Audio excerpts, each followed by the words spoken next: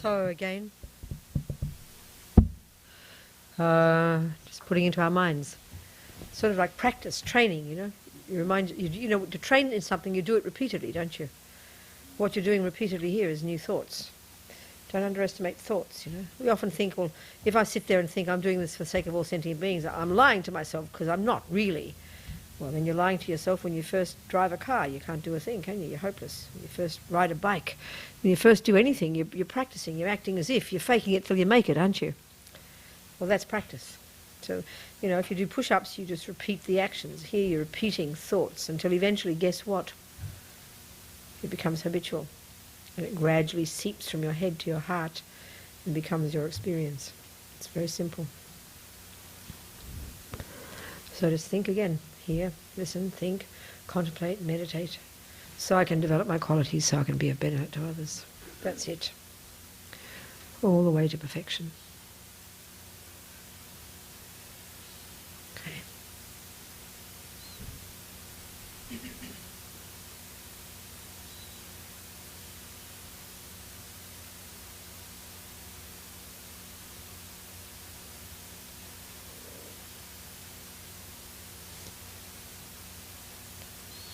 So, we've been talking about karma, this natural law, Buddha says, like gravity, like whatever else, just happens naturally.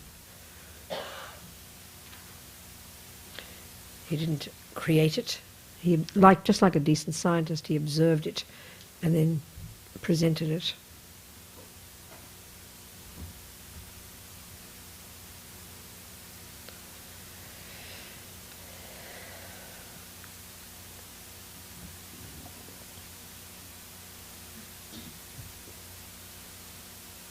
So as we're saying, you know, every split second of our mind, every thought, every split second, every microsecond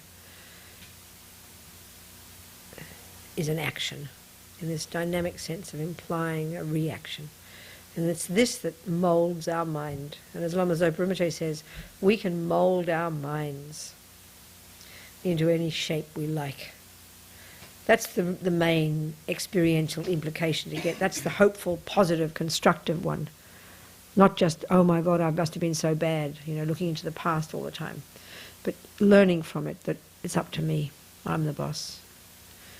And so that means I have to look very clearly, very carefully at my life, establish what suffering is, establish what happiness is, know that I'd prefer the happiness and not want the suffering. Listen to what Buddha says about suffering, because it's more subtle than the way we talk. And then learn to change. That's it.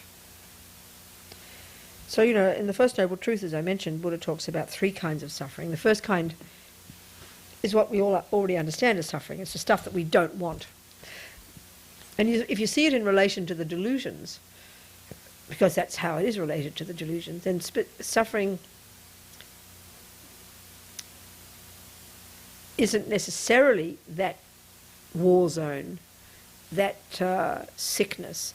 It is having something you don't want is the result of harming others, and the having of that kind of thing now, because we have attachment, is what we don't want. So it does therefore arise the aversion in our mind, and that's what makes it suffering. It's not suffering in its nature. It's not suffering from its own side.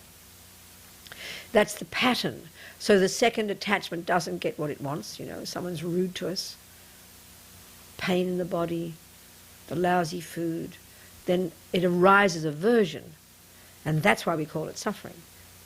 That's why we call it suffering, not because of the thing itself. And you can prove that pretty quickly. I mentioned that, didn't I, that when I went to that Chinese doctor? Did I mention that? Being beaten? No. Oh, it wasn't here. You know, in general we would say that being beaten is suffering, right? Someone beating you for 20 minutes is suffering. Wouldn't you agree? That's what we tend to think. And so, but it's not true. It's not inherently suffering at all. It's how you see it. And this is the point. Aversion is just a viewpoint. So because you have aversion for something, you experience it as suffering. So I had to go to this, I went to a Chinese doctor. It was recommended to me in Singapore. And he had a very unusual method for raising the chi, as they call it. You know, he had to work somehow, and I trusted his methods, whatever. And anyway, I don't mind experimenting. And what he had to do was beat me. So for 20 minutes I was lying down, and he was beating me. not politely, beating me, because that brought up the chi. And then in the end, I got like 2 weeks, black and blue bruises that all went yellow. I mean, really severe beating. So indeed, in the beginning, it was a bit of a shock. So I had to change my mind. I'd either sit there being angry and then freaking out by the end of the 20 minutes, having a mental breakdown, because you're resisting it, aren't you? Anger is resistance. You're resisting it. And then, I wouldn't last long. I'd just get out of the bed and walk out, wouldn't I? But I didn't. I decided I'd change my mind because I did trust him. So it didn't take too long. Because your instinctive response is, this is terrible, which means aversion just arose, and that interpreted it as terrible. And then the tension arises, and then the cursing and the swearing and the screaming and the hitting back, and then so on and so forth. So I decided, okay, I'm going to handle this, So I changed the way I experienced, I changed the way I interpreted it. So it wasn't suffering. Extremely simple. It wasn't suffering. I used to do kung fu. We'd spar regularly, and I really liked sparring. But I'd get kicked regularly, hurt, cut, broke a leg, split, used to wear glasses, and I started wearing contacts for the first time when I did kung fu because I broke my glasses so many times, I'd split my face here. I'd get hurt arms. I didn't mind. I didn't have aversion. I didn't call it suffering. It's so simple, isn't it? It's very clear, isn't it? People who like being beaten, who get orgasms from it, it's not just not suffering, it's pure happiness. So these are really simple examples to show that even suffering is not inherent. It's just because of habit. Habit. And Buddha's talking eons of habit. That a certain experience is the one we don't want, so then it arises aversion, and then the aversion is this, how dare this happen, and all the resistance and all that energy in there, and then you fiercely push it away. That is what suffering is. It's the aversion that causes it to be suffering. You look at this and you will see it is true. Now this doesn't mean, oh, it's good that you got raped. It doesn't mean that. That's too extreme a response. Of course it's not appropriate someone rape you. Good Lord. But excuse me, it doesn't follow it's suffering for you. That's a fact. I got raped, technically. But in the end, I won the battle. And these poor guys went away completely mortified. I don't want to give you the gory details. But it's a fact. I became raging mad at these two guys, and I completely abused them and took responsibility. And I kind of took over the whole scenario. I was an old hippie at the time, hitching around Europe. I liked men, I had no problem. I don't want to go into the gory details. But the fact of the matter is, I completely took over the whole scenario. And in the end, these two guys, who are actually from New York, now I understand why they were so paranoid. Completely paranoid and fearful and terrified and scared and begged me not to tell the police. Excuse me, they were suffering. I'm not joking. I'm really serious here. I got held up in New York by a guy with a gun. Chest right there, gun. Give me your money, he said. And usually, because I'm such a fighting person, I told him, and I used to swear. Well, maybe still swear. I remember first being scared, and then the next split second, what happened was I started giving him a lecture. Who the you think you are? How dare... I was so heavy with him. Then I kept saying, excuse me, I'm just as poor as you. You give me your money. Truly. And became this absurd scenario. There's my sister with me, and she was into stealing she was into shoplifting at the time, very naughty. But she had a glass. We were in this Irish bar. We'd been in this Irish bar. We'd walking home, 2 a.m, downtown Manhattan. She had her glass of wine. It was ridiculous, I realised. And this guy comes out of nowhere with a gun in my chest, wanting our money. And then I started arguing with him, and then my sister Janet kept saying, "Hey, have some wine, brother. Have some wine. I want your fucking wine. I want your, excuse me, I want your money." Then I kept saying, "Give me some money. I'm just as poor as you. Give me your money." Then Janet kept saying, "Give him some money." I said, "No, I'm not giving him any money. And this poor man, In the end, he shrugged and walked away. He gave up. I wasn't a nun. No. I was a hippie feminist at the time. So, I didn't suffer. I did not suffer, okay? It's a fact. He did. He got no money in the end. He was completely dazed by this weird experience. So we can see, you see one example, which doesn't mean that conventionally speaking, being held up at night or being raped is not a good experience. Of course, conventionally, within convention, but that's the meaning of the word convention. Check it out. We all agree. Due to the habits we've developed over eons, chocolate cake is nice and being punched is not. Still we have to puzzle about it. It's because we've labelled it suffering. That's why it becomes suffering. And one example of a time like that when you didn't suffer proves it doesn't exist inherently as suffering. Which doesn't mean it isn't suffering. It is only conventional, because that's the point that Buddha's making, and that's what's hard to hear. And this is what takes you 30 years to study and 30 years of meditation and maybe several lives to experience that, to get the meaning experientially of that, to realise emptiness.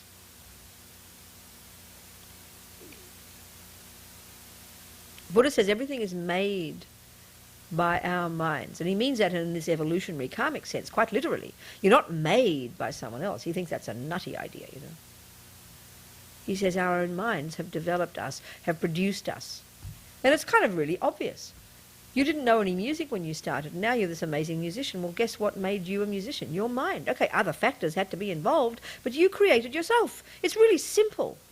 We're not confused by that. You created yourself by practicing piano every day. Okay, you needed Mozart to write his music. You needed the piano because things are interdependent. Nothing exists in and of itself. That's clear.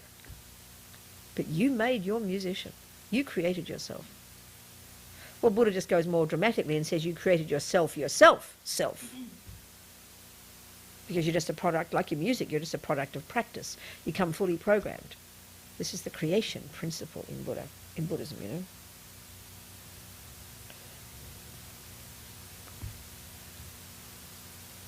We can see it's how our mind interprets something that determines the experience we have of it.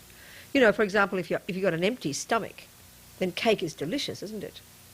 If you've got a full stomach, cake is disgusting. Now, we don't question that. We just say, well, of course. But look at it carefully. Look at the implication of that. Your mind sees it differently, so you experience it differently. That handsome man you were in love with, 6 months later, he's not got much older, he hasn't got any grey hairs yet, he hasn't got much fatter. How does he look to you now? Completely revolting. You can't stand the sight of him. I mean, this is a common experience, and we don't learn from this because we're so caught up in our story as being the truth. So when he looked handsome, you really believed he was handsome in and of himself, as if handsomeness courses through his veins along with his blood. In other words, he was inherently handsome. That's how we see it. You never think it's your mind making it up. And then when you hate him 6 months later, same. You don't think anything's changed except him. You think you're just the same. You think he's changed. Isn't it? We think that. It's hilarious. We don't realise it's an interdependent scenario. So when you had attachment for him, you were blinded by your attachment. You couldn't see the whole story. You just saw the picture that you wanted, the fantasy, the gorgeous person who's going to make you happy. And you believe in that fantasy. We all know that. So you're hyperventilating with bliss, you know. Isn't it? We all know that experience. And then as you start to live with him and you start to notice his farts and he gets home late and he eats his breakfast rudely and he's a bit not so kind to you, suddenly he falls off his pedestal, doesn't he? And now the aversion in you arises and it starts to pick out the ugly parts of him. So in the beginning, the attachment in you picked out the beautiful parts and it covered all the rest. Now the aversion is arising and it now covers all the pretty parts and now he appears ugly. You know, I meet him 6 months later and you've still got your boyfriend and he looks the same to me because I've got neither attachment or aversion for him, isn't it? Looks the same. And you're telling me how disgusting he is and how ugly he is. I mean, I'm like thinking you're talking about another person. It's the same guy. What's changed? He hasn't really changed. Well, he has, because he's been living in fantasy too. So we're all at our best behaviour when we have our fantasies, aren't we? You know, you don't just sort of on the first meeting have your hair all bedraggled and smelly breath. You make yourself all pretty. But when you live with each other, you start to get lazy and can't be bothered. You know, straggly hair, bad breath, farts. Then you wonder why you get disappointed. I mean, you should be more cautious with each other, you know. Honestly, you should dress beautifully every time you see him. Maybe you'll keep liking, keep being happy. I mean, we're not sort of recognising human nature. We expect too much of each other. And then anyway, this is my own personal comment. This is not Buddha talking here, okay? You all live in the same bed. I mean, excuse me, I think it's extremely unhealthy. No wonder you want to kill each other. I mean, people in prison, they tell me in these high security sections where you're in your cells all day and you share it with another person 23 hours a day for years on end, they kill each other regularly. Well, excuse me, I'm not surprised. I would kill somebody if I had to live with that same person in a room, 8 by 10, with virtually nothing to distract you for days and weeks and months and years on end. I mean, hear that. That to me is testing human nature to a degree that's just inappropriate. And then they blame them for killing each other. Huh? Is that a hand? Yes. What? I'm wondering, talking about suffering, I have a question. If you have, say you see a child that you care for, that you love very much, and is being hurt, and you, from the conventional standpoint, again, you feel compassion, first of all, of course, and I guess that there is attachment in there that, again, I get a little confused in there because I feel like I don't want to see her hurt, and I want to stop the suffering. Of course, that's reasonable. So, and you try, conventional ways, and that doesn't work. What do you mean, darling? Well, dealing with a particular situation, and... You mean there's a child? Well, I mean, this have to be simple. Is it a child being beaten? What is it? Yes, it's a child that's There's a child abused. being beaten. Well, then Physical whether you like the abuse. person or... I mean, you said you love very much. You mean if it wasn't a child you love very much, you wouldn't care? What do you mean by that? No, I guess that I'm trying to sort... I was going to get to, like, my source of suffering. Yeah, it's the source of your suffering. Yeah, because, okay, so she's being abused, and called the authorities, and, so that's being taken care of, but they're not really doing anything. She's still in the same situation, and nothing has changed. And... Who is this child to you? Just a person you know, not your kid. she's my grandchild. Oh, I see, okay. Okay. So then go on. So then... It's the idea, I mean, I've gone through this, the struggling of knowing that I'm doing the right thing with what I know where I am right now. But the question is, the suffering is still there. That's right. Exactly. The pain is still there. And it's like, you're talking about her suffering or yours? Well, you're talking about yours but at this point, okay, I know that that's the only one that I can work with. Of course. So it's like, what do you do with that? Exactly. I understand. And I've been staying and doing my practices. Exactly. I understand. Is there anything else that I can do? Okay, what you're asking is, how do I make the pain go away? Isn't it? You're saying that basically. Yeah. Well, then to question, that's where you have to really look into your mind to analyze that pain, because there are those 2 Tibetan nuns imprisoned, tortured, right? So they are, because they have an understanding of their mind a little bit and they understand about karma, then they have to work with it all the time because the habit's so strongly to be, I mean, who likes being tortured? Thank you very much, Right. Unless your mind is very advanced, you're going to experience it as suffering. Okay, I got beaten for 20 minutes, but I mean, more than that, thanks a lot. You understand my point? Sure. So then for them, clearly, they had to, labelling it all, they would have been distinguishing between attachment and aversion and then between just the experience of that pain. So then for them, the experience of that pain, obviously they understand technically that it's based on their delusions. If they had no delusions, if they were enlightened, they wouldn't suffer. You don't call that suffering. You wouldn't suffer. But now you think of that and you think of the Dalai Lama. Now he is said to be a Buddha. They say he's an enlightened being. That means he has no delusions, which means from the point of view of what Buddha means by the word suffering, he couldn't possibly be suffering. But you see him cry. You see him agonized over the thing of his people, dealing all these years, okay? So strictly speaking, you wouldn't say that's suffering in the way that Buddha's talking, because the suffering he's talking about is always linked to the delusions. So when you've even realized emptiness, they say you've achieved nirvana, which is liberation from suffering. So strictly speaking, all he's experiencing is compassion. Right. But we mix compassion with suffering. So when you see your grandchild suffering, it's true, but you're mainly experiencing compassion, and of course because you have this strong connection with her and a responsibility for her, then of course it's unbearable for you. I mean, every day the Dalai Lama sees his people in tears. He's in tears every day. Technically you wouldn't call it suffering, but it's not trying to split hairs here. It's trying to make the distinction between what you experience on the basis of virtue and what you experience on the basis of non-virtue, delusions. So, you work with that. But the thing is, Even if you had no delusions, you'd still have the tears and you'd be thinking about it all the time because you're responsible. That's the karmic connection between you. Just like the Dalai Lama every day just doesn't, because he doesn't suffer, we then sort of think he must be indifferent because we can't separate suffering from compassion. We think they're the same. So if you quit suffering, we think you just become indifferent. Oh, well, my people are suffering. Oh, okay. Not like that. He's totally involved day and night, and that's the point of compassion. It is totally thinking about the suffering of others all the time. But because you've got yourself together, it doesn't destroy you. Whereas for us, with our delusions, it would destroy us. That's when it's unbearable. So it gives you enormous strength to bear the suffering of others. So it sort of sounds curious, but one part of your mind would always be blissful.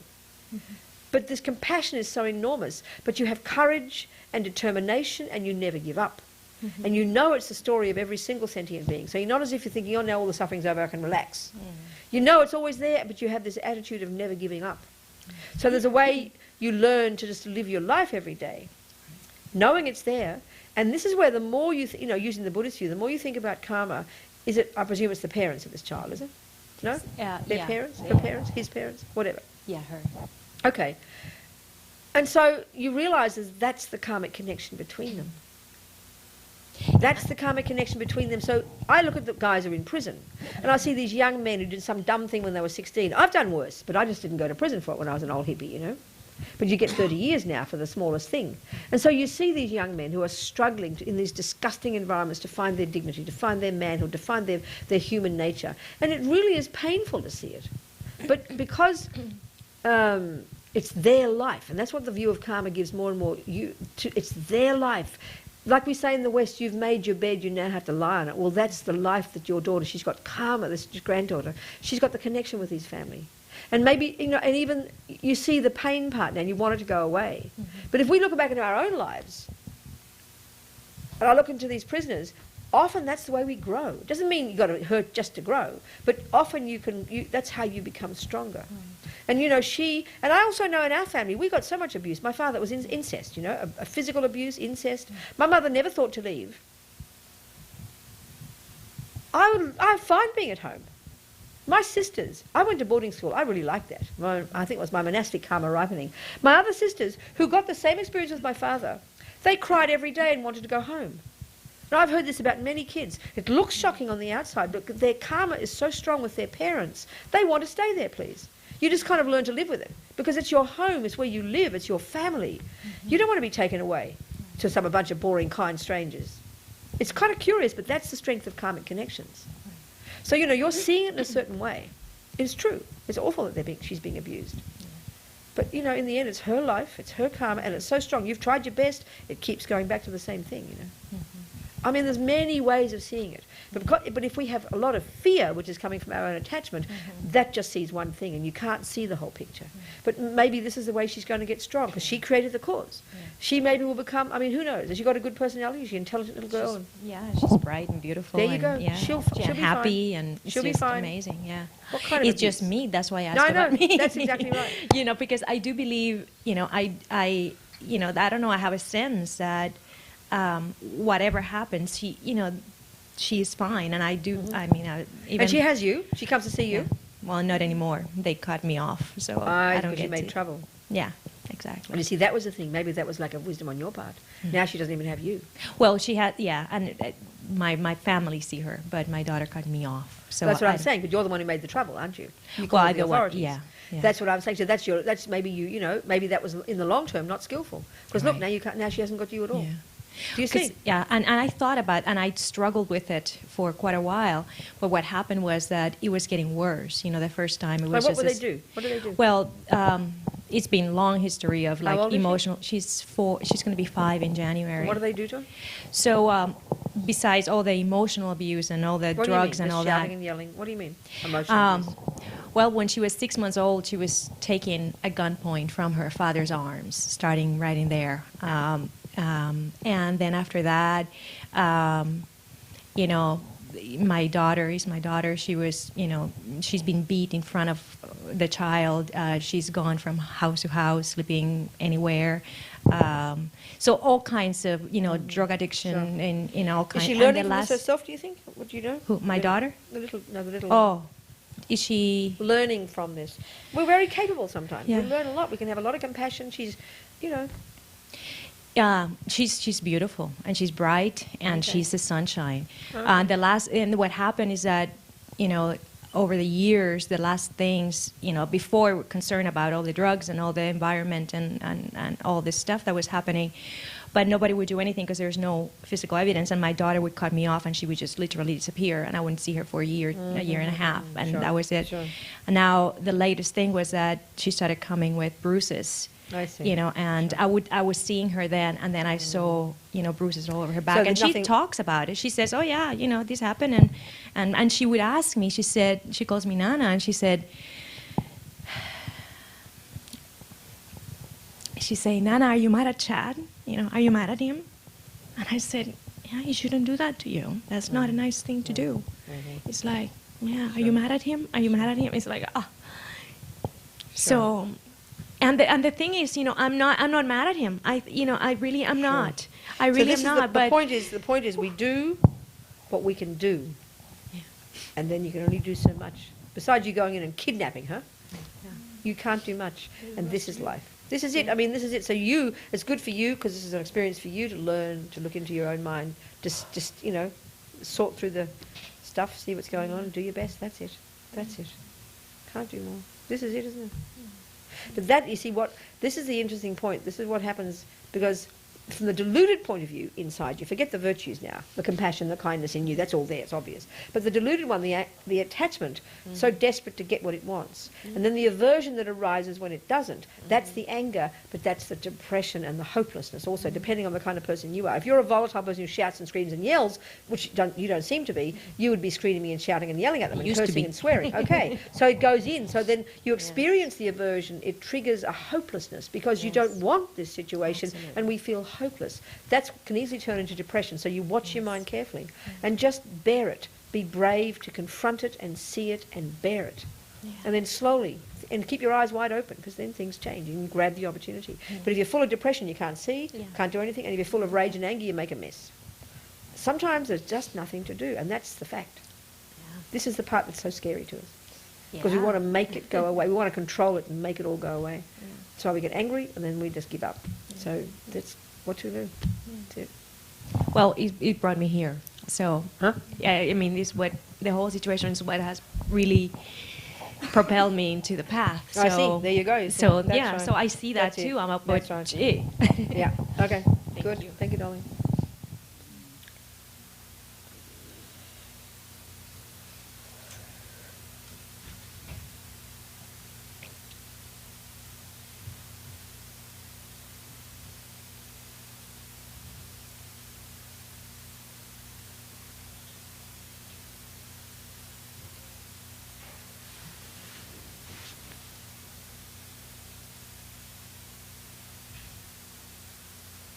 See, that's the problem with our minds, because we're so used to having all these states of mind together, like in a big soup, you know. And the way that Buddha would distinguish the various parts of our mind, I mean, it's similar to the way we talk in the West, you know. You go to your therapist, you try to work out, look at the anger and all the stuff. But, you know, Buddha's got this very technical way, precise way of looking at it. And it takes just time, that's all, to see your own mind very precisely. And then the real skill is here, like in this situation, to learn to distinguish between, in this case, the compassion, the empathy for the suffering of the little girl, and then the attachment to the situation being different. So in other words, the fear and the panic and the dramas and the anger and the depression and all that stuff, that is because of attachment. That's all because of attachment, which is why we suffer. So, you know, when that's gone, it still looked like you. I mean, the Dalai Lama looks like he's sad. He's tears in his eyes, you know, when he sees all his people. But the point about when we get rid of attachment and the delusions, what we end up with is just immense courage, immense perseverance, immense stability, clarity, seeing exactly how things are and never giving up, wanting to help. Whereas with attachment and aversion and the rest, we get exhausted and we give up, you know. It's all kind of extreme emotions, up and down. But you're stable. You're stable. When you've got compassion, as the Dalai Lama says, bodhisattvas think in terms of eons. And it's not as if, like, you know, we always sort of do something, work hard, and then we wait for the time when we can relax, you know. have a sleep, relax. But with a bodhisattva, it sounds almost impossible. They don't ever have that. They're relaxed all the time, but they're on the case all the time. And they don't resist, because it's the resistance to something that makes us so tired, you know. Exhausting, pushing ourselves. That's all because of delusions.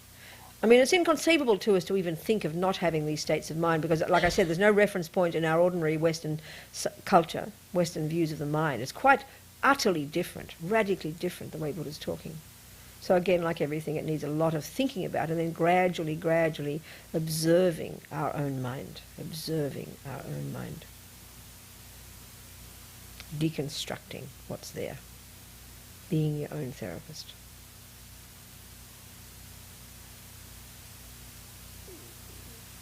Because this attachment goes unbelievably deep. I mean, we talk about it at a very gross level, you know, but it's incredibly subtle. It's just there all the time. It's like I said, it's like the default mode, you know. It's at the level of assumption. It's so deeply ingrained that we would never, it's like we don't even know what it's like to be without it. The stronger expressions of it, of course, they're not always there. Like when you're sort of hyperventilating for the delicious cake, you know, not always like that. But, you know, for example, you could just you'd be driving on the road, very relaxed, thinking you're having a nice time, being all calm and relaxed and pleasant, not thinking you're attached to anything. You don't feel like you're having any negative emotion at all. You're just feeling like you're being pleasant, you've got the radio on and enjoying your own company. And then all of a sudden a car comes screaming in front of you. And then you get angry. That anger proves you had attachment right there, that second. Because if there were no attachment at this even subtle level, you'd kind of, oops, there's a car, and you'd make a joke, you'd crack a joke, you'd laugh to yourself, you'd see in there, you'd slow down, you'd change lanes. It wouldn't disturb your mind. It wouldn't disturb your mind at all if there were no attachment. So our mind does get disturbed. Then we get all righteous, or we get fearful, or we get angry. It mightn't even last that long, but that arises. That's the indicator that there was attachment there, because aversion is the response when attachment is thwarted. So that's even still a gross level. You know, aversion is the response when attachment doesn't get what it wants, or when it's just thwarted. So you don't know you've got attachment until you don't get the thing. Then you notice. This is why even in the grossest level, you know, like, you know, I could go along and me and Betty can go and have a nice, go decide we'll go and have a piece of chocolate cake. Oh, let's have chocolate cake. If you heard us, you know, we'd both sound like we just like cake. We looked happy and delighted. Yeah, let's go to Gale's. Okay, we'll go to Gale's. And then we go in and they haven't got chocolate cake. They serve me carrot cake instead. Let's say. Now, Betty might go, oh, that's great, I can handle carrot cake. She proceeds to enjoy her carrot cake. But I'll get upset, and I don't want your cake, you know, keep your cake. I want chocolate cake. You said you had chocolate cakes, you know. I'll get kind of irritated and annoyed. Well, her response proves she didn't have attachment. She had no expectation. Expectation is one of the characteristics of attachment. You expect it because you want it. You check what happens. You think of it, you bring it in your mind, then you imagine it so strongly that you expect it to be there. That's the real suffering of attachment, isn't it? That's how we get so disappointed when things aren't what we expected. And it's an automatic response of this attachment, because attachment, you're dissatisfied. There's a sense of dissatisfaction. You latch onto something in your mind, a cake. You get all excited. Oh, great, bring up Betty. Come on, hop in the car, let's go. You're kind of anticipating it, aren't you? You're kind of excited. Okay, it's not as exciting as a handsome boyfriend. I agree. You get my point. But still that energy's there, that excitement, that anticipation, that thinking about it. All kind of sort of happy, you know. You get there. You see it, you taste it, you're waiting for it. And then it doesn't come. Well, of course, you'll get upset, you'll get angry, disappointed, hurt, cry. That's... While we're just driving to there, looking like we enjoy chocolate cake, you can't see the attachment. It just seems like pleasure. It's only when it's thwarted, that second, right there, you get it. Wow, that's the sign there was attachment. You catch yourself. And that's why, if you're really practicing, you watch this 1,000 times a day. You're catching your mind every second, because attachment's so tricky. And I really mean it goes to real subtle levels. We're still talking at a fairly gross level, you know.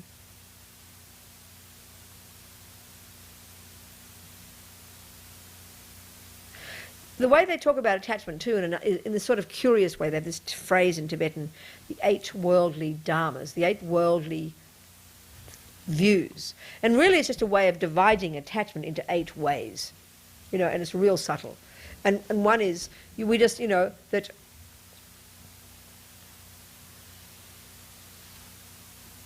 We're constantly craving to be happy, to feel happy, simply that, to have good feelings. We're constantly craving to get things. We're constantly craving to hear pleasant sounds, to hear praise, you know, and then we're constantly craving to have a good reputation, to be seen as a good person. This is the deepest, and then we're craving the opposite, not to have the opposite. So, you know, you assume that happiness is those four, and you assume that suffering is not getting those four. And they say that the one of the reputation, it sounds sort of peculiar, you know, we don't think we want a good reputation, we don't think that way, but that's being seen as a good person. This is the deepest one for us. We are terrified of being seen badly. And this runs our life. This is the deepest one. They make it, they talk about the yogi up in the mountains who's given up sex, drugs and rock and roll. Okay, they don't say that. I'm saying that. But that's, in other words, got renunciation, given up attachment, couldn't care, gone beyond, gone to the mountains, you know. But he's still thinking, this yogi up in the hill, in the mountains, is still thinking about what the people down in the village are thinking about him. You hear my point? What other people think about us, for us, is just stupendous. And if you look at the world, that's what we mean by success. When enough people think you're good, the big name, you know, that's what we mean by success. Your life's a failure if people, you know, leave you, divorce you, don't like you, give you up. Then, of course, because we're so craving to be seen as good, so, of course, if no one likes us, then we think we're bad. That's why we all want to go kill ourselves. Because we're so desperately craving for other people to say we're nice.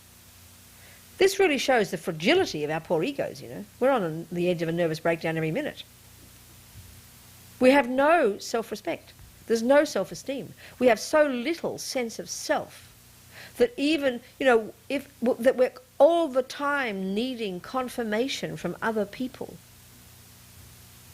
You think about that, it's quite scary. But that's so deeply how we are, you know.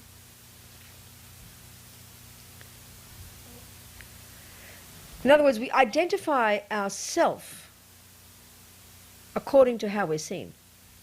We have to, it's almost like so crazy. We've got to look in a mirror to prove that we exist.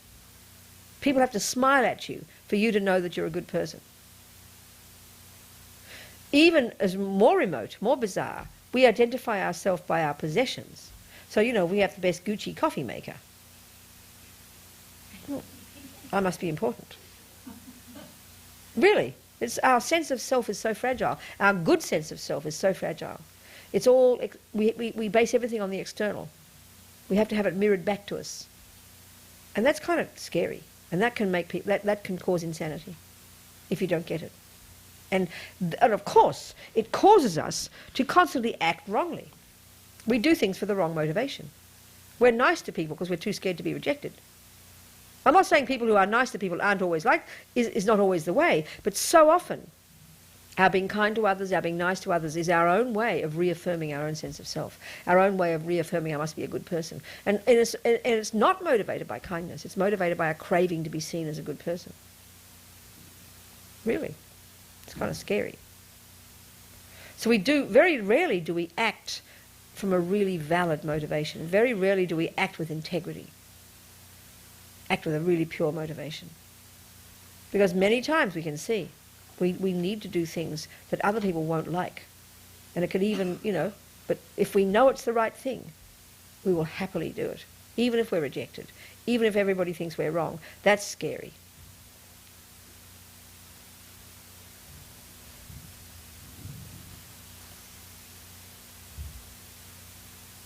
That's how deep the attachment is. Your attachment to how you're seen.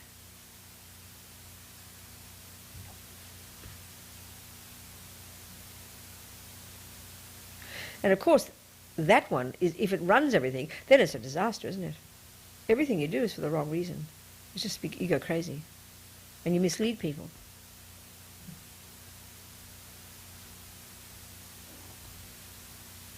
There's this little story they have of this monk who was a meditator, and he heard that his benefactor was coming, because you know they live in their little house doing whatever, and then people give them money just to keep them. This is very common among the Buddhists. And he heard that his benefactor was coming. So he made everything all nice in the house, and he made everything all nice, you know, cleaned it all up, which is reasonable if you're having a guest. But he could see his mind. The motivation was to impress the benefactor. So he purposely threw dirt on his altar for when the benefactor came, you know, because he could see his own ridiculous motivation. So he sort of threw the dirt on his own motivation, basically, you know. Yeah, this one is very deep inside us. Attachment to reputation. Attachment to how we're seen. Because it must be very scary. I mean, I just think of these poor politicians, you know, poor old Nixon, Clinton. When something bad happens, like for both of them, you know. I mean, you can't even conceive of the suffering. You know yourself if one bad thing goes wrong and one person rejects you for it. Can you imagine the whole world? You become a laughing stock in the whole world. This must be unbearable. I can't even conceive of how hard that must be.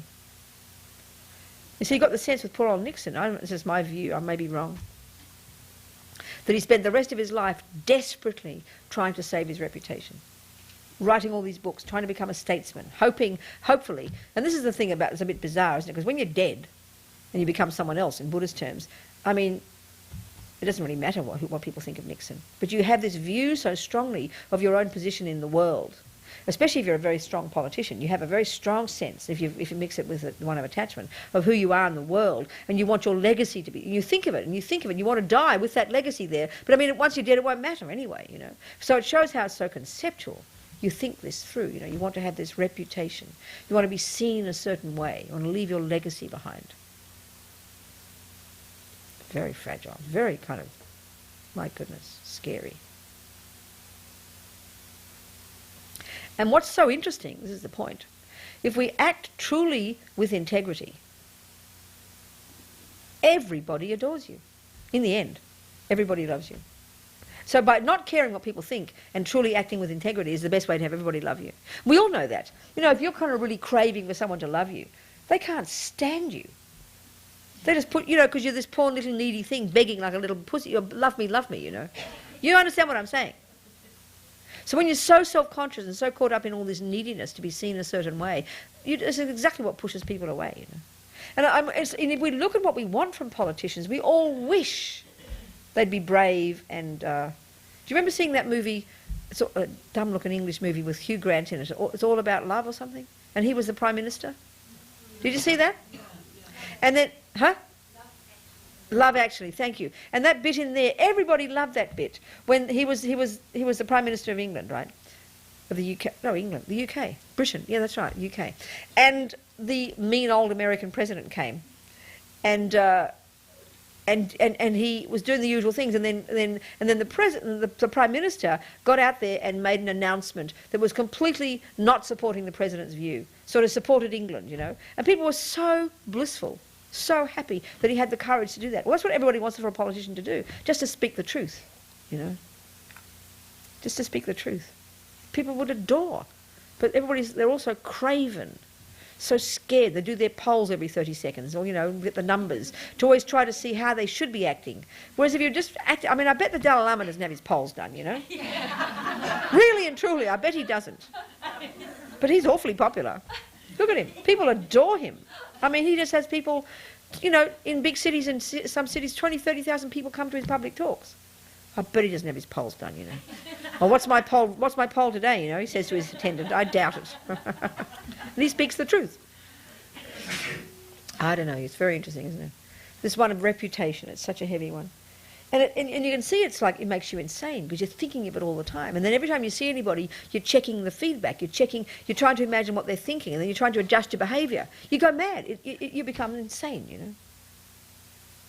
So to change completely and learn to see what's going on inside, and to know that if you follow attachment, it will cause you suffering. That's why, again, this very first level of practice, the very first stages of practice, junior school, the lowest scope, high school, the middle scope, is deeply become familiar with your own mind. Go beyond delusions, because they're all liars and they're the voices of an insane person.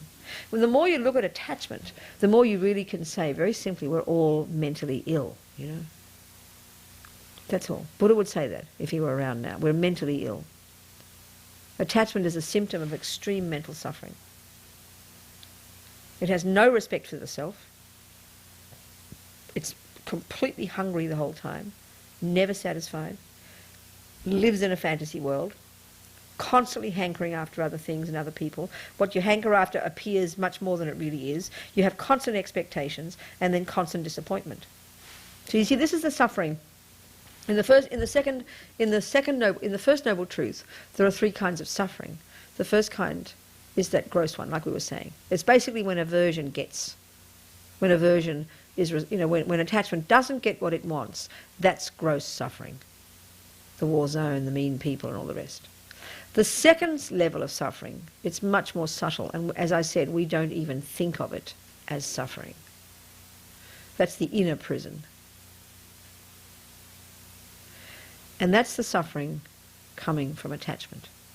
So Buddha calls it the suffering of change, which sort of sounds a bit boring, And it's the simple level of suffering, the simple level of it is meaning that one. When you eat the cake, needs a lot of thinking to really see how integrated it is and how true it is. We're convinced, attachment is convinced that when I get the cake, I'll get happy, I'll get satisfied. But basically Buddha says, you won't get satisfaction. You'll in fact increase your dissatisfaction. But the simple way he's calling it, why the suffering of change, is because it changes into the gross suffering. That's the simple way he calls it. It's called the suffering of change because when the stomach is full, now the cake becomes disgusting, doesn't it? You have to stop eating it. And you stop eating it, not because you're satisfied. You stop eating it because if you kept eating it, you'd vomit. So what we call happiness actually is mainly a brief respite from the gross suffering. It's like a temporary kind of break from the gross suffering. That's all it is. It's so simple, You're in the cool and it's pleasant. And then it gets too cold, doesn't it? So you've got to go out into the heat. And that's pleasant. And then it becomes too hot. And then you've got to have the cool again. And that's called pleasant. And then it becomes too cold. So it changes from happiness to suffering. The thing that we call happiness changes into what we call suffering. And you cannot have one without the other. That's the sort of the up and down kind of junkie mode of what we call happiness. It's the only happiness we know. We don't know how to get happy without getting what attachment wants. That's the thing. That's the depressing part. So basically Buddha would say we're all junkies. But it's just a question of degree. Because that's all. It's just a question of degree and intensity, The happiness we get now with the person, the relationship, the job, the clothing, the new purse, the case, the this, the food, you name it. It eventually changes and becomes suffering. You can get too much of a good thing, in other words, as our mothers would tell us. Because that's the only happiness we know, we think it's rather cruel of Buddha to call it suffering. But you've got to remember the context. And the context for understanding how this is nothing other than suffering is the potential for constant happiness. What Buddha's saying is that we have the potential for the mind to be blissful all the time. And that happiness, that joy, that bliss, which is innate to our mind, when the mind is free of the delusions, it's just the natural state of the mind. It's not dependent on getting anything. This we don't understand. This we don't know. We don't know this. This is how Buddha's talking. So when we understand the way we get happiness now, which is dependent upon the junkie mind, the attachment, which causes it to not last, that's all, to turn into suffering, the gross suffering. When we understand that in the context of what Buddha means by actual happiness, then it makes complete sense. But we have to think about it, to have it make sense, to even see how it is possible what he says happiness is. It's the natural state of the mind. It is what you experience when there are no longer delusions. Actually, we can prove this. You just check in your own life. One day you wake up and you're really just depressed or angry or agitated. Well, to that extent, you are suffering, aren't you? To that extent, you're not happy. Another day you wake up, and for whatever reason, you don't know why, you're just feeling good, feeling quite content, in your body feels pleased. You know, it's not because even the sun is shining. You just feel good. We have those experiences.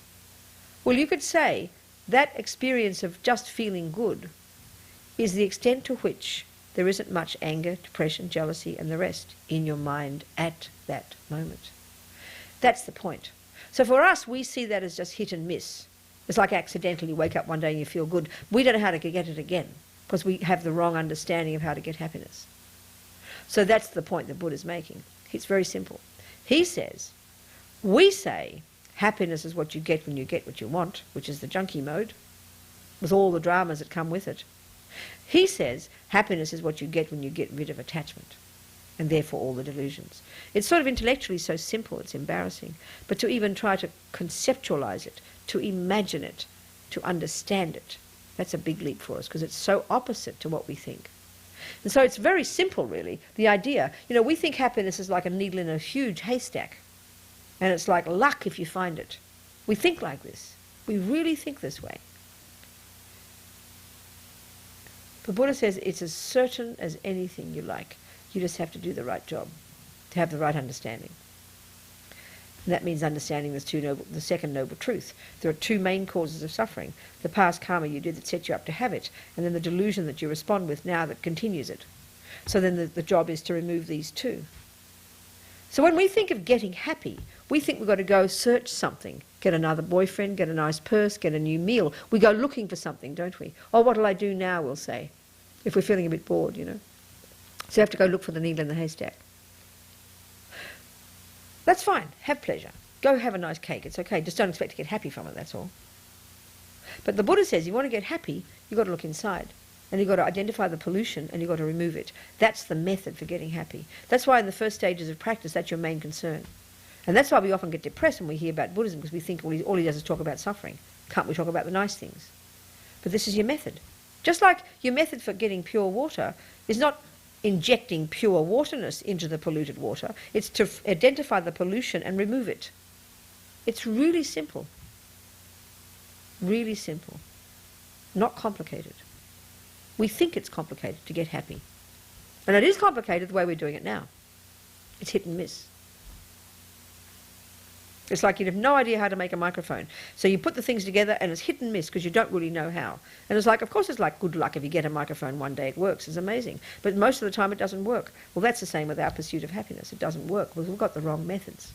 Once you've got the right method, it's guaranteed. It's logical. It's just a question of time. And that's for us to find out, isn't it? That's our job. Buddha's just presenting it, you know. We have to try and find out.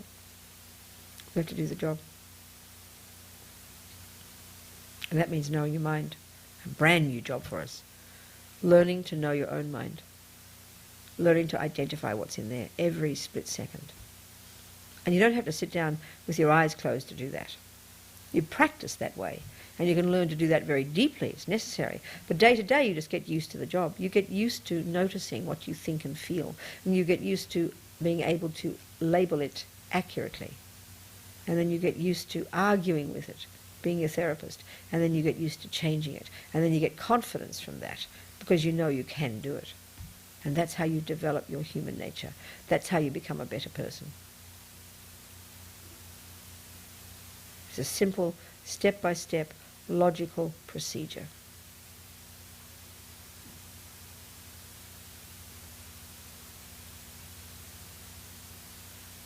So of course that's the heart job, but you've got lots of practices that support that, that give it like a rocket boost, you know. You could say the heart job of being a basketballer is getting the ball in the hoop, isn't it, every time. But, you know, you've got to do an awful lot of things to enable you to do that. You've got to do lots of push-ups and lots of jogging and lots of eating good food and lots of ball bouncing and running up and down and working with your teammates. All those things are like the support, aren't they, that finally enable you to get the ball in the hoop every time. That's the heart job. But all the rest is crucial. So the purification practice is crucial to help you purify, to help you remove the stuff at a deeper level, so it makes the job day to day easier to change your mind, to see what's there.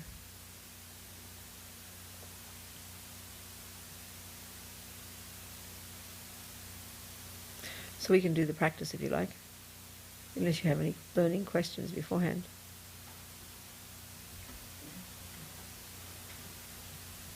Just be very relaxed about it.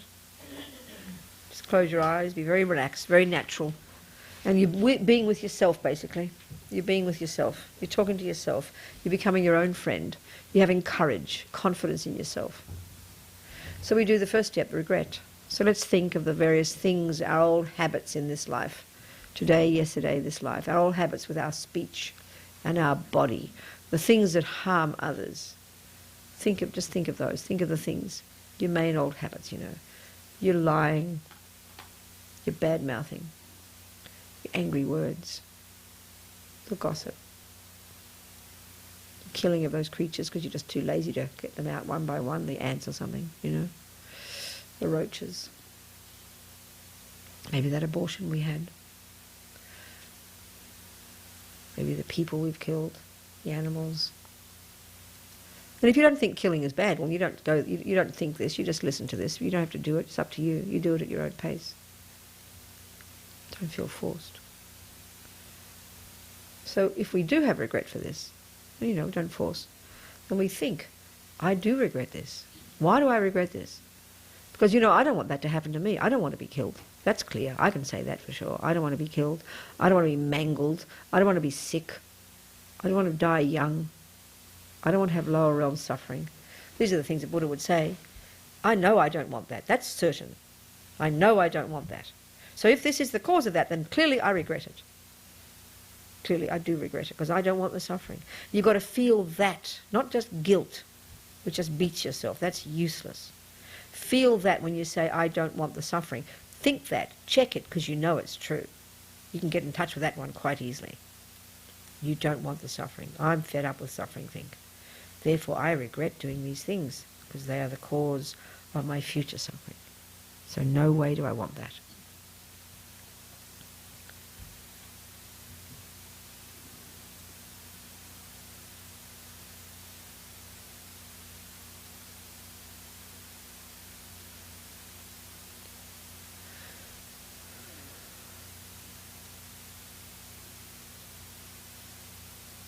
And so think, you know, the actions in this life that we've forgotten even. Just why not think that, all the beings we've harmed? Absolutely. I regret this from the depths of my heart because I don't want the suffering. All the actions of my body and speech.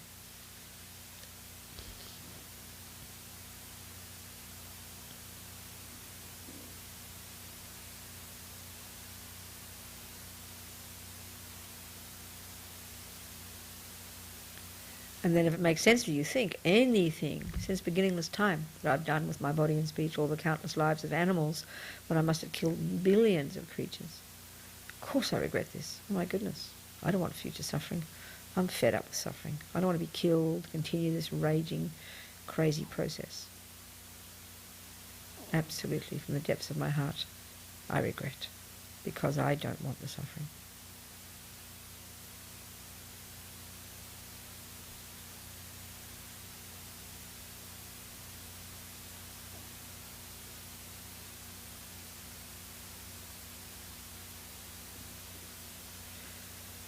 And then think, you know, if you've taken vows, some of us might have taken some vows, so you just think, all my pratimoksha vows, my bodhisattva vows, my tantric vows.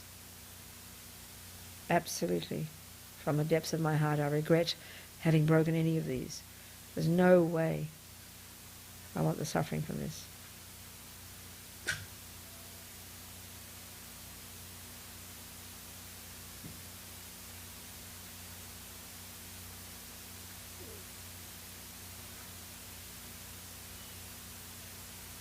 So think now of just all the states of mind. They don't harm others directly, but they're certainly the source of it, aren't they? But they're absolutely the source of our own suffering, our own anger, our own craziness, jealousy, fear, depression, anxiety, you know, all that stuff.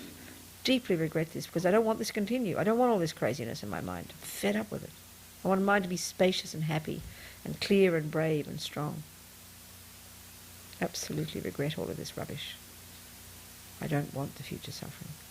And the fact is, anger continuing in the mind eventually manifests as paranoia. That's all it is, uncontrolled anger, and then imagining others harming you. You lose sight of any reality at all. Absolutely regret all of this.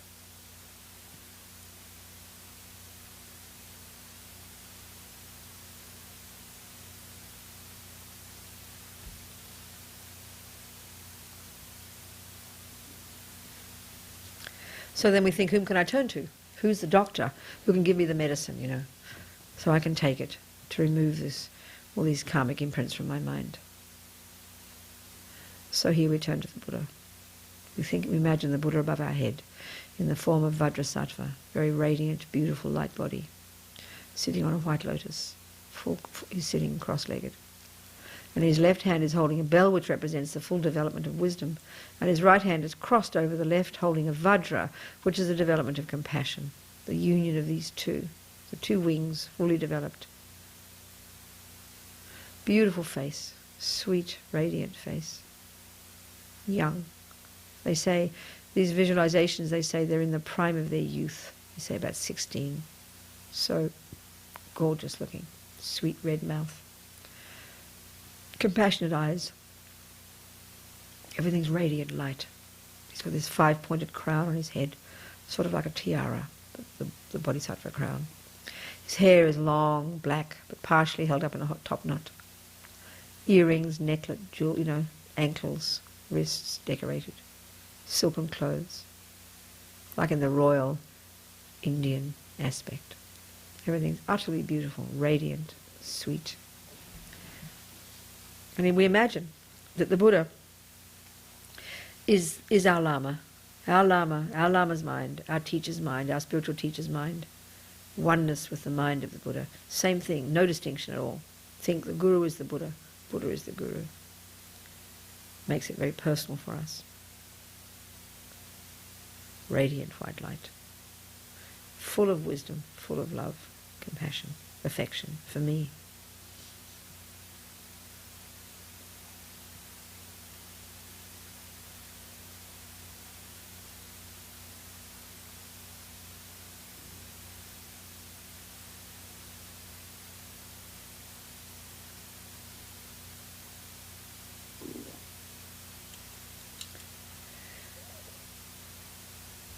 We're so delighted, to find a person who's valid, who's got methods that I can rely upon. What a miracle. How fortunate.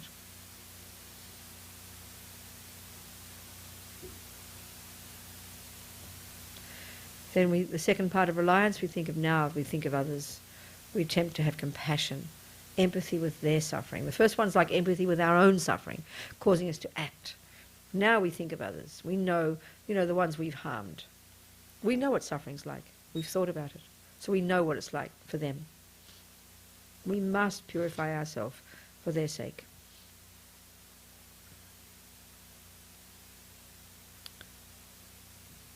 Don't just have guilt. Have this courage to change. And then think of those who've harmed you, whom you haven't forgiven, whom it's so hard to forgive, those who've harmed you and maybe continue to repeatedly harm you, being mean to you, sarcastic, not helping you. Really think of their suffering. Think that if they are coming from delusions and they're harming you, then guaranteed they're going to suffer in the future. So for this reason, have compassion for them. This reason.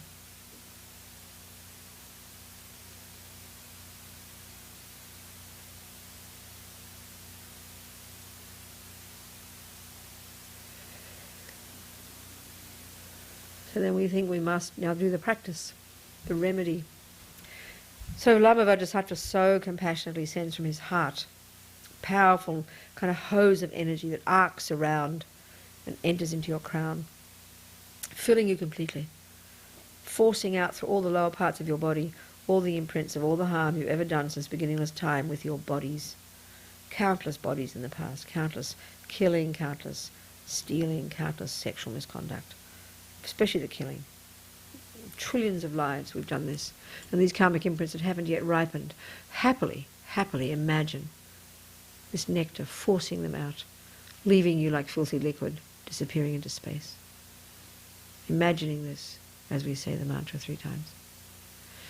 Om Vajrasattva Samaya Manupalaya Vajrasattva Teno Patita Dino Mebawa Sutokayo Mebawa Supokayo Mebawa Anurakta Mebawa Sarvasiddhi Membrayatsa Savakama Sutsame Siddham Shriyam Kuru Hung Ha Ha Ha Ha Ho Bhagavan Sarvatata Gata Vajramame Mutsa Vajrabhava Mahasamaya Sattva Ahung Pe Om Vajrasattva Samaya Manupalaya Vajrasattva Teno Patita Dino Mebawa Sutokayo Mebawa Supokayo Mebawa Anurakta Mebawa Sarvasiddhi Membrayatsa Savakama Sutsame Siddham Shriyam Kuru Hung Ha Ha Ha Ha Ho Bhagavan Sarvatata Gata Vajramame Mutsa Vajrabhava Mahasamaya Sattva Ahung Pe Om Vajrasattva Samaya Manupalaya Vajrasattva Teno Patita Dida Mebawa Sutokayo Mebawa Supokayo Mebawa Anurakta Mebawa Sarvasiddhi Membrayatsa Savakama Sutsame Siddham Shriyam Kuru Hung Ha Ha Ha Ha Ho Bhagavan Sarvatata Gata Vajramame Mutsa Vajrabhava Mahasamaya Sattva Ahung Pe.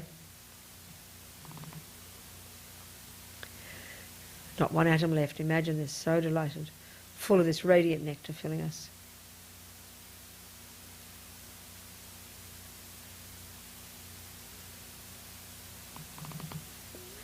And again from Guru Vajrasattva's heart, he very compassionately sends this powerful nectar that forcefully, like a hose of energy, arcs around and enters into our crown, and this time rises to the top. It fills us up, fills us strongly and forces to the top, like filthy liquid, all the imprints of all the speech, the harm we've done with our speech, the lying, the bad-mouthing, talking behind, the criticism, the judgment, harsh speech, gossip.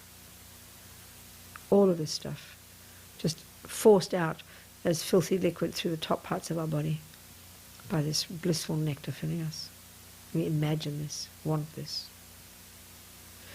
Om Vajrasattva Samaya Manupalaya Vajrasattva Teno Patita Dida Mebawa Sutokayo Mebawa Supokayo Mebawa Anurakta Mebawa Sarvasiddhi Membrayatsa Savakama Sutsame Siddham Shriyam Kuru Hung Ha Ha Ha Ha Ho Bhagavan Sarvatata Gata Vajramame Mutsa Vajrabhava Mahasamaya Sattva Ahung Pe Om Vajrasattva Samaya Manupalaya Vajrasattva Teno Patita Dida Mebawa Sutokayo Mebawa Supokayo Mebawa Anurakta Mebawa Sarvasiddhi Membrayatsa Savakama Sutsame Siddham Shriyam Kuru Hung Ha Ha Ha Ha Ho Bhagavan Sarvatata Gata Vajramame Mutsa Vajrabhava Mahasamaya Sattva Ahung Pe Om Vajrasattva Samaya Manupalaya Vajrasattva Teno Patita Dida Mebawa Sutokayo Mebawa Supokayo Mebawa Anurakta Mebawa Sarvasiddhi Membrayatsa Savakama Sutsame Siddham Shriyam Kuru Hung Ha Ha Ha Ho Bhagavan Sarvatata Gata Vajramame Mutsa Vajrabhava Mahasamaya Sattva Ahung Pe.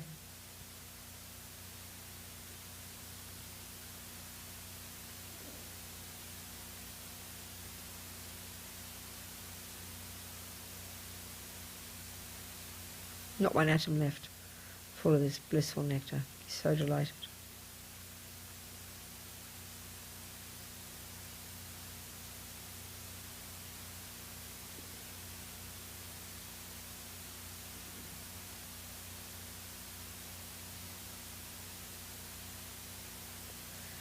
This time Guru Vajrasattva very compassionately sends light, beams of light so powerful, laser light, again that arc around, enter our crown and instantly fill us, this time purifying all the delusions, instantly. Just like Lama Yeshe says, you know, when you turn on a light in the room, instantly the darkness is dispelled.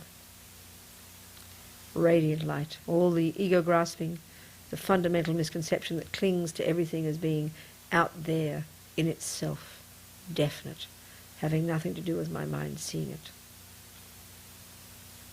And then the attachment, the anger and the pride and the jealousy and the fears and the resentment and the hurt, all of this that comes as a result. All of this annihilated by this radiant light filling us. Om Vajrasattva Samaya Manupalaya Vajrasattva Teno Patita Dida Mebawa Sutokayo Mebawa Supokayo Mebawa Anurakta Mebawa Sarvasiddhi Membrayatsa Savakama Sutsame Siddham Shriyam Kuru Hung Ha Ha Ha Ha Ho Bhagavan Sarvatata Gata Vajramame Mutsa Vajrabhava Mahasamaya Sattva Ahung Pe Om Vajrasattva Samaya Manupalaya Vajrasattva Teno Patita Dita Mebawa Sutukoyo Mebawa Supokoyo Mebawa Anurakta Mebawa Sarva Siddhi Memprayasa Sarva Kama Sutta Me Siddham Shriyam Kuru Hong Ha Ha Ha Ho Bhagavan Sarva Tathagata Vajramami Mutsa Vajrabhava Mahasamaya Sattva Ahung Pe Om Vajrasattva Samaya Manupalaya Vajrasattva Teno Patita Dita Mebawa Sutukoyo Mebawa Supokoyo Mebawa Anurakta Mebawa Sarva Siddhi Memprayasa Sarva Kama Sutta Me Siddham Shriyam Kuru Hong Ha Ha Ha Ho Bhagavan Sarva Tathagata Vajramami Mutsa Vajrabhava Mahasamaya Sattva Ahung Pe. Not one atom left. Radiant light. So delighted. And now the fourth step, the most important, as Bhavankara Rinpoche says, is the determination to change. That nothing is set in stone. Nothing is set in stone. Nothing is permanent. This is the point. This should lift our hearts, you know. Because part of what drags us down is this belief that this isn't me and I'm bad. So what the hell? Why not just give up, you know? That's that despair we experience.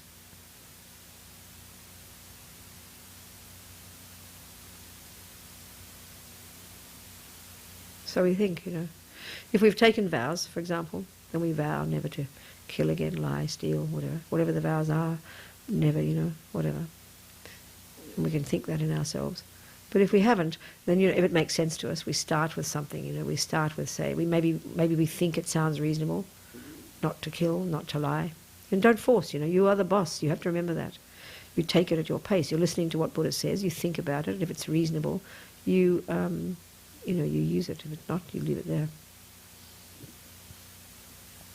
Maybe you can say, I will make the effort to think about this and really see, you know, if it's reasonable to not want to lie, steal, kill.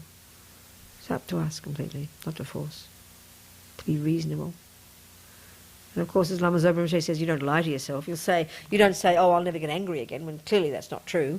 You know, you take yourself at your own pace. Maybe you say, I won't be angry for an hour, for a day, for a month. You give yourself a timeline that you feel confident you can keep. And then every time you keep it, you build it up. You build up the inner strength. It's like doing push-ups. You keep getting stronger. It's not set in stone. So just talk to yourself. Give yourself some timelines, some goals.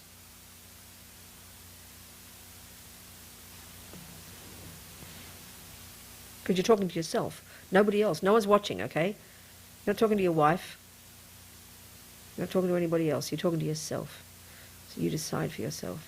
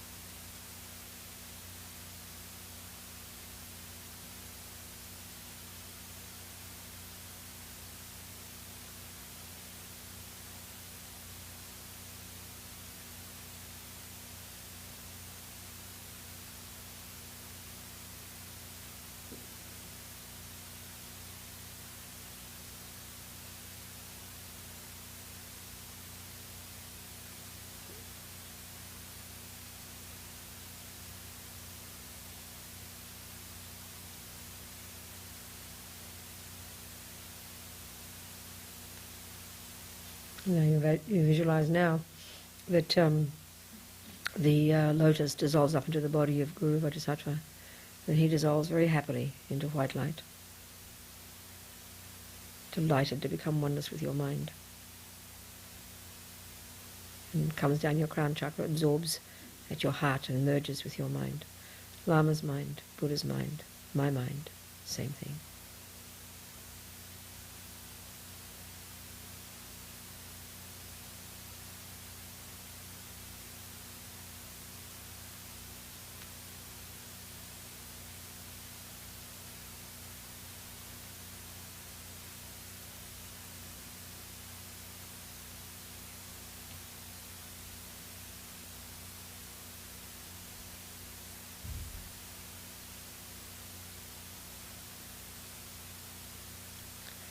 And then we dedicate thinking this day, this thinking, analysing, contemplating, meditating, discussing. All of this. Seeds got into the mind. How marvellous. Whole pile of gardening you've done. Just delight in this. And make the aspiration that we nourish these seeds from this second forward, and that they ripen as quickly as possible in the development of our amazing potential for the sake of others, no matter how long it takes. And so go into retreat mode now. Just here on your own. It's the best way. You're here on your own. Relax, sleep, whatever you like. Ignore everybody else. Best. And then before you go to sleep, you make this wish that you see your dreams as dreams. And then when you wake up, if you wake up, you delight that you're still alive, that your gas tank of morality hasn't run out yet. You want to make the most of this day to develop the qualities, one step at a time.